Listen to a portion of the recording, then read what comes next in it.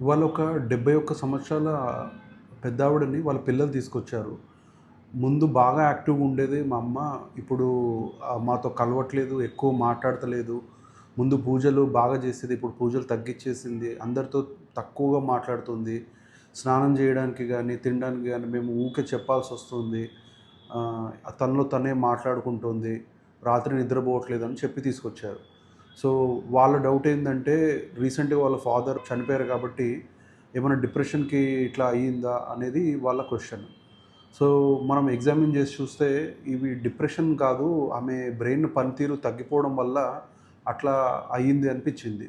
So, దీన్ని ఫ్రాంటోటెంపోరల్ dementias అంటాము. అంటే మనకి ఫ్రాంటల్ బోన్ వెనకాల ఫ్రాంటల్ బ్రెయిన్ ఉంటుంది.